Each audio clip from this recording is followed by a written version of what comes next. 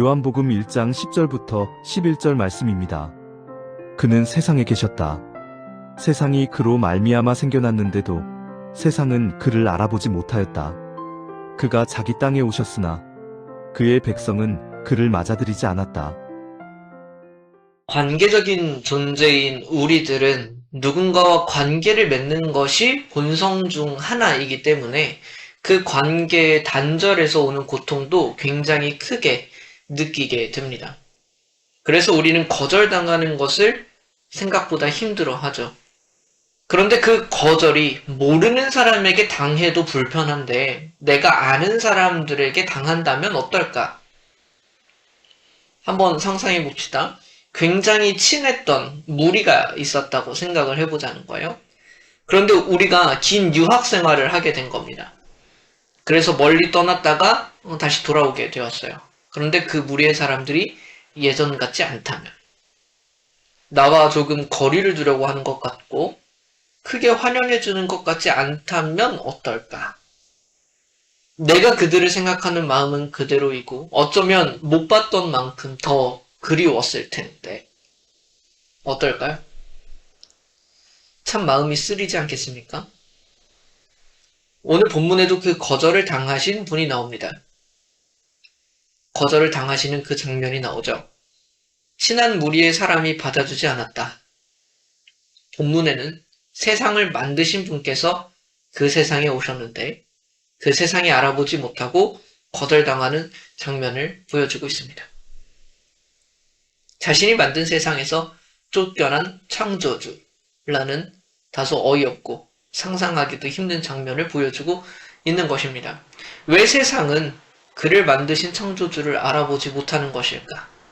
왜 그를 맞아들이지 않는 것일까? 오늘 말씀을 통해 우리 안에 있는 죄악된 본성을 보려고 합니다. 그리고 그 죄악된 본성의 문제를 어떻게 해결할 수 있는지를 살펴보려 합니다. 본문 10절을 보겠습니다. 그는 세상에 계셨다. 세상이 그로 말미암아 생겨났는데도 세상은 그를 알아보지 못하였다. 어떤가요? 이해가 되시나요? 창조주가 세상에 계셨습니다. 창조주이시니까 세상이 그 창조주로 말미암아 생겨난 것이겠죠. 그러나 세상은 그를 알아보지 못하더라. 그렇다면 여기서 질문을 해보자는 거예요. 왜 알아보지 못했지? 그가 자신을 소개하지 않아서? 그가 한 번도 본 적이 없어서? 얼굴을 알아보지 못해서 그럴까요? 적어도 요한복음에서는 그런 의미로 사용되지 않습니다. 이는 단순히 정보가 부족했다는 뜻이 아니거든요. 요한복음은 이를 토대로 우리에게 책임을 묻습니다. 우리가 창조주를 알아보지 못한다는 것은 그에 대한 정보가 부족한 것이 아니고 단순한 실수도 아니고 의도적으로 그의 존재를 부정하는 것이라는 거예요. 이렇게 정리해 볼 수 있겠습니다. 창조주를 향한 반역이죠. 기독교는 모든 인간이 죄인이라고 선언합니다. 그러면 어떤 이들은 반발하죠. 내가 완벽하게 깨끗한 삶을 살지 못했다고 하더라도 그 정도는 아니다. 난 나름 떳떳하게 살아왔다. 왜 나에게 죄인이라고 하고 죄책감을 씌우려고 하느냐. 이해는 돼요. 정말 죄 지은 사람은 감옥에 가 있으니까. 적어도 나름의 기준으로 모두가 살고 있잖아요. 그러나 그 죄의 정의가 무엇인지를 생각해 볼 필요가 있단 말입니다. 죄가 무엇인가요? 우리가 세상을 살면서 나쁜 행동 혹은 마음을 품는 것만을 죄라고 하느냐? 다른 질문을 해보죠. 자식이 부모를 못 알아본다면? 지적인 문제가 있어서가 아니라 혹은 가정폭력과 같은 어떤 사회적인 문제가 있어서가 아니라 부모라는 존재를 그냥 지우고자 하고 절연하고자 하고 그 안에서 나오는 어떤 관계와 책임도 지지 않으려고 한다면 그것은 올바른 것인가? 아니면 죄입니까? 우리 사회에서도 똑같은 살인도요. 존속살해, 즉 가족을 대상으로 일어난 범죄는 가중처벌돼요. 왜요? 똑같은 행위인데 똑같은 행위가 아니니까요.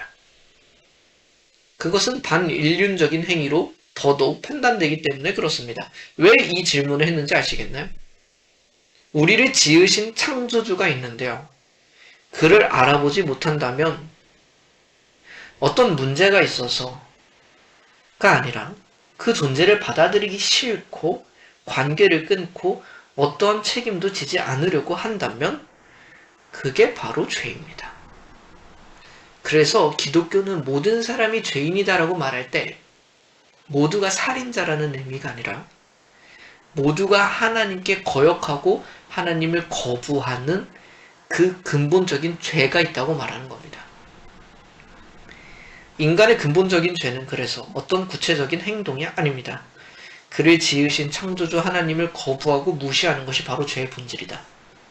요한복음은 분명하게 말합니다. 빛은 이미 모든 사람을 비추고 있다. 세상 자체가 그분에 의해 유지되고 있음에도 불구하고 창조주를 거부하는 것이다. 이것이 죄의 실체입니다. 하나님을 모르는 것은요, 몰라도 되는 것이 아니라 마땅히 알아야 할 창조주를 거부하고 있는 어둠의 상태를 말하는 겁니다. 이것이 우리 모두가 처한 죄의 실상입니다. 본문 11절을 보겠습니다. 그가 자기 땅에 오셨으나 그의 백성은 그를 맞아들이지 않았다. 예수님이 낯선 곳에 손님으로 오신 것도 아니에요. 그분은 자기 땅에 오셨어요. 자기 고향에 오셨고 자기 소유인 집에 오셨단 말입니다. 특별히 구약시대 때부터 언약을 맺고 그분을 기다려왔던 사람들에게 오셨어요. 그런데 결과가 어떠냐? 그들이 그분을 받아들이지 않습니다. 이것이 이스라엘 사람들의 얘기냐? 아니요. 모든 인간의 뿌리 깊은 죄성을 보여줍니다. 구약 성경을 보시면 더 알 수 있지 않겠어요? 얼마나 사람들이 하나님의 손길을 거부했는지를 알게 될 것입니다. 선지자 이사야가 이렇게 말합니다. 이사야 65장 2절. 제멋대로 가며 악한 길로 가는 반역하는 저 백성을 맞이하려고 내가 종일 팔을 벌리고 있었다. 선지자 예레미야도 말하죠. 예레미야 19장 15절. 나 만군의 주 이스라엘의 하나님이 말한다. 이 백성이 고집을 부려 나의 말에 순종하지 않았으므로 이제 내가 이미 선포한 그 모든 재앙을 이 도성과 거기에 딸린 모든 성읍 위에 내리겠다. 이것이 우리의 모습이기도 합니다. 이것이 우리의 타락한 본성, 즉 죄성입니다. 우리는 이제 본성적으로 빛보다 어둠을 더 사랑하게 되었어요. 빛이 비춰지면 나의 죄도 드러나고 내 마음대로 사는 삶을 포기해야만 하기 때문에 우리는 끊임없이 창조주를 거절합니다. 그런데 더 큰 문제가 있죠. 우리가 스스로 바뀔 수가 없다는 점이에요. 이것이 우리의 본성이 되어버려서 우리가 하나님을 거절하는 존재가 되어버려서 이제 와서 우리가 바뀔 수가 없다고. 심지어 우리는 우리를 구원하러 오신 분을 알아보지 못할 정도가 되었습니다. 빛을 멀리하다 보니 어둠이 익숙해져서 빛이 비춰지면 오히려 고통스러워하는 우리가 되었다고요. 우리가 이것을 해결할 방법이 사라졌습니다. 그렇다면 우리에게 소망이 없는 것일까? 성경은 그렇지 않다고 선언합니다. 그렇다면 우리가 변화될 수 있다는 얘기인가? 그렇진 않아요. 우리가 무기력하다는 사실은 변하지 않아요. 다만 하나님께서 포기하지 않으셨다. 우리는 끊임없이 하나님을 거절합니다. 근데 하나님께서 무엇을 선택하시는지 아시나요? 그 거절을 뚫고 우리에게 찾아오시는 거예요. 그것이 예수님의 십자가입니다. 거절당할 것을 알지만, 죽임당할 것을 알지만 오신 거예요. 하나님의 열심은 거절에서 그치지 않으십니다. 그러면 우리에게 정말 희망이 없기 때문에 그분은 거절을 뚫고 들어오시죠. 우리의 모든 문제는 창조주를 거절하는 데에서 찾아옵니다. 그렇다면 해결책도 하나뿐이잖아요. 창조주를 받아들이는 거예요. 그래서 예수님께서 오신 것입니다. 거절당할 것을 뻔히 아시면서도 오신 겁니다. 모든 거절을 뚫고 우리에게 찾아오셔서 그 관계를 쌓으시고 시작하시려는 거예요.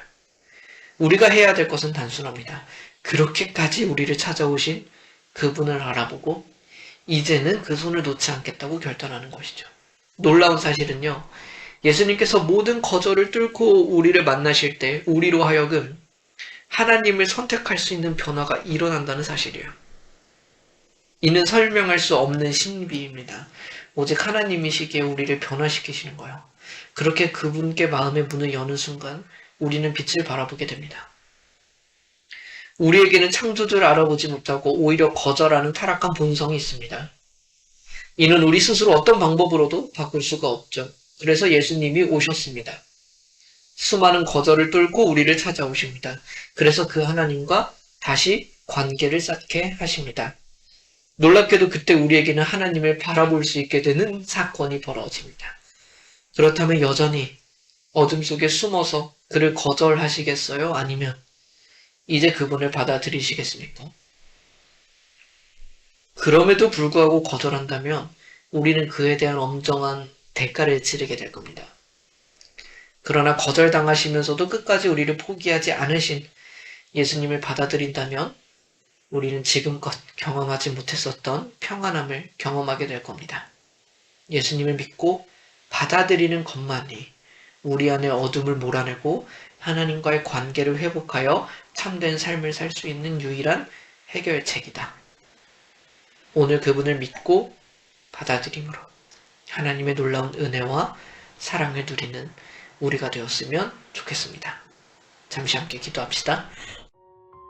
하나님 아버지, 우리가 하나님의 소유이며 하나님의 백성임에도 불구하고 주님을 알아보지 못하고 거절했던 죄를 회개합니다. 우리를 용서하여 주십시오. 우리 스스로는 이 어둠과 죄를 해결할 능력이 없습니다.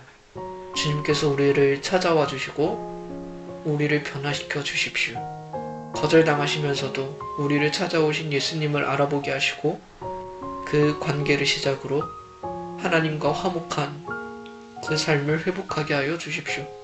모든 거절을 뚫고 우리를 찾아오신 예수 그리스도의 이름으로 기도드립니다. 아멘.